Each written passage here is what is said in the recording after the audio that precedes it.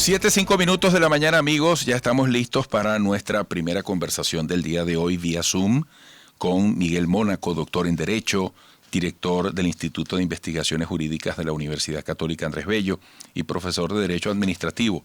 Miguel, buenos días, bienvenido. Buenos días, Eduardo. Siempre es un gusto estar aquí contigo y en tu programa. Oye, Miguel, vamos a abocarnos a este tema, a este temazo de las negociaciones que se inician hoy en México desde el punto de vista de las garantías posibles en medio de la abstracción que plantea esta etapa preliminar. ¿Qué podemos aspirar? ¿Qué podemos definir como conveniente para ambas partes? Sobre todo para que lo que allí se acuerde en nombre de Dios para beneficio de los venezolanos a posteriori se cumpla.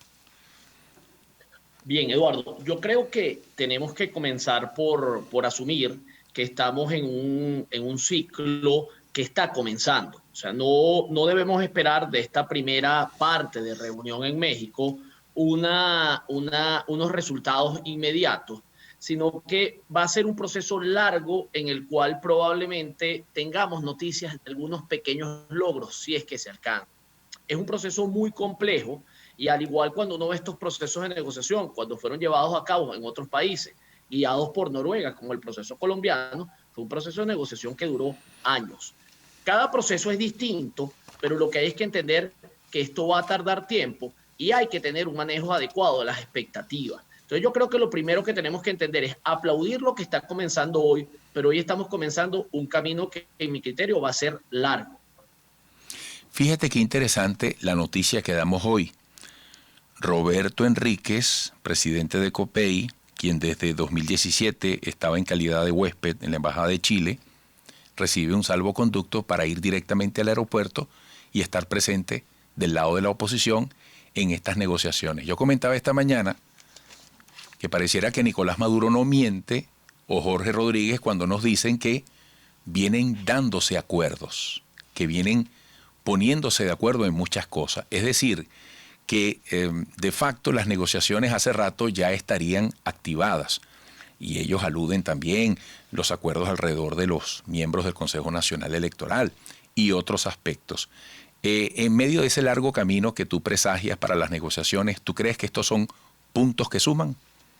Muchísimo y muchísimo. Y hay que recordar que llegar a hoy implicó que ya había un diálogo. Así es. La experiencia que uno sabe es que el gobierno o Noruega y su gobierno, especialmente cuando facilitan, tratan de mantener contacto a diario con las partes. Entonces, para llegar a hoy, lo que estamos seguros es que hubo muchísimo trabajo previo en el cual usualmente lo que uno espera y lo que uno conoce, por ejemplo, del proceso colombiano, es que a diario han habido conversaciones.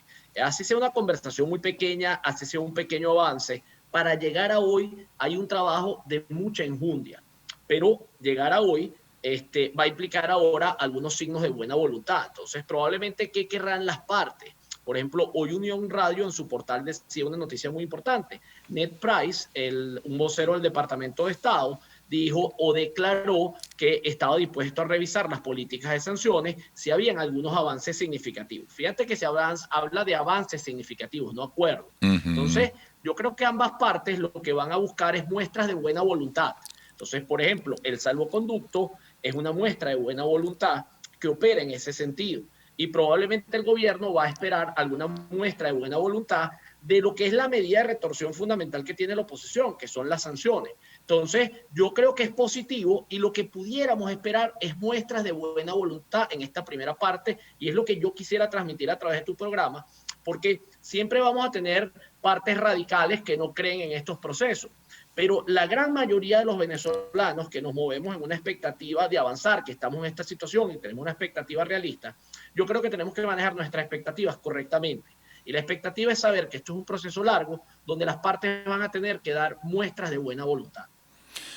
Miguel, fíjate tú, qué interesante es que sobre el tablero todo es importante. Y tú lo has dicho, ya que lleguen ahí es un acuerdo. Porque hasta hace poco, según el discurso de Guaidó, era impensable que mandara una representación a conversar con el gobierno, así como viceversa. Por supuesto, Maduro dice, nos vamos a sentar con el diablo. Pero bueno, todo esto también es a la sazón de las pasiones, las emociones, de hablarle a los radicales y todas estas cosas. Pero en el fondo, por ejemplo, fíjate, ese pronunciamiento ayer, el conocimiento del informe de la Corte Penal Internacional sobre la posición de la fiscal saliente, de la fiscal anterior, ¿es pura coincidencia o puede tener relación con este escenario prediálogo? Mira, en principio son procesos separados y yo creo que la Corte Penal Internacional trata de manejar estos aspectos porque lo que ayer se hizo, como tú bien lo señalas, lo que sucedió fue que se hizo público el informe que ya existía. Uh-huh. Y ciertamente alguna información sobre ese informe ya existía. Entonces, yo prefiero, desde el punto de vista jurídico, tenemos que pensar que son procesos paralelos, que son procesos que están separados y que ella venía ejerciendo su curso. Yo ahí sí no creería que hay una coincidencia, sin duda que aboga a favor de que las partes entiendan la importancia de llegar a acuerdos. Y hay algo muy importante, que fíjate que el informe de ayer señala algo que es importante, que la Corte actúa la Corte Penal Internacional actúa en la medida que los mecanismos internos no funcionen, porque los mecanismos internos tienen una preeminencia allí. Uh-huh. Entonces eso es un llamado a solucionar las cosas. O sea, lo que sí hay, más allá de la no coincidencia para mí, pero la coincidencia en el tiempo, lo que sí hay es un elemento en el cual es un llamado a entender que las partes todavía tienen mucha posibilidad de resolver su problema. Y te pongo un ejemplo, en el caso colombiano, fíjate que eso ha estado archivado en la Corte Penal Internacional durante mucho tiempo. ¿Por qué? Porque ellos comenzaron con un proceso interno buscando su propia solución. Entonces, ¿qué quiere decir eso? Lo que sí es un llamado a recordar que todavía las partes tienen una posibilidad de tomar control sobre su destino y sobre Venezuela, y eso es un llamado importante para el gobierno. ¿Cuán largo puede ser este proceso? Eso también es impredecible, porque la situación apremia también, Miguel.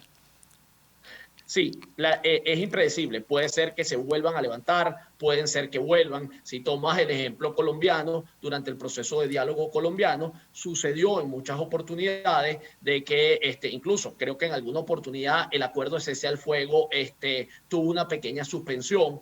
Entonces, ¿qué sucede en estos casos? Van a haber ir y venir, y yo creo que allí es donde la población venezolana tenemos que estar conscientes que eso es parte del proceso, que es parte de la negociación y es parte del manejo de las expectativas. Yo creo que hay dos puntos a tomar en cuenta. El gobierno tiene una posición de fortaleza donde fundamentalmente su control de la situación sobre Venezuela es lo que lo apalanca.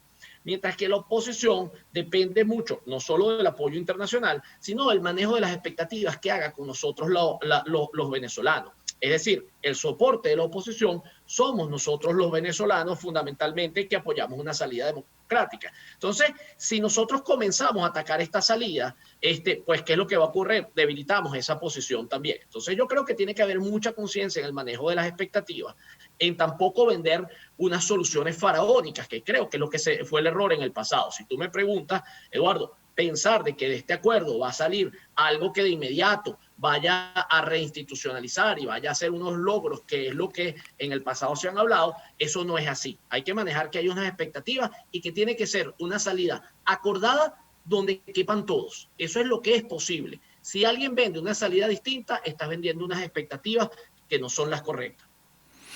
Bueno, aparte de que ya muchos dicen que lo ideal sería que en el posible avance de estos acuerdos hubiera un efecto directo a la solución de los grandes problemas de la crisis humanitaria que se vive en Venezuela.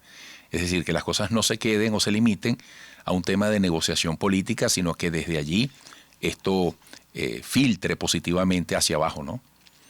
Sí, y tú tocas un punto importante que son los avances que hay que ir logrando.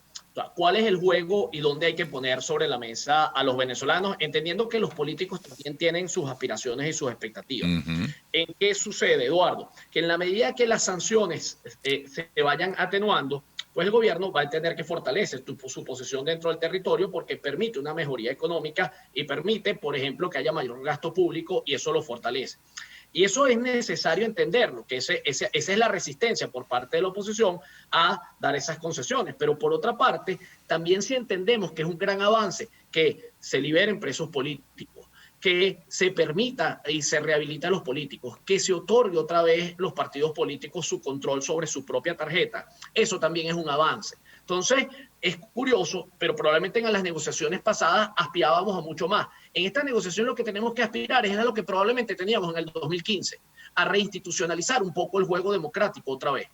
Entonces, esos son los avances que tendríamos que esperar en esta primera etapa. No estemos esperando de esta negociación que vaya a haber una solución, que vayan a haber unas elecciones inmediatas, más allá de las del 21 de noviembre. No, lo que pudiéramos esperar es, por ejemplo, una liberación de presos políticos, un respeto a los derechos humanos, una reinstitucionalización de los partidos políticos y sus líderes, y del lado del gobierno una atenuación importante de las sanciones que permita que el gobierno se sienta que puede funcionar y puede competir electoralmente, porque el parte del gobierno siente que las sanciones merman la situación económica que existe en la actualidad en el país, impide una salida y eso lo afecta electoralmente. Entonces, ¿qué tendríamos que aspirar? Volver probablemente a donde estuvimos en el 2015, previo a las elecciones de la Asamblea Nacional de ese año. O sea, hay que manejar las expectativas adecuadamente. Si algo de esto lográramos, es sumamente positivo dentro del proceso. Tenemos que esperar es avance, no soluciones que son las que todos quisiéramos en este momento.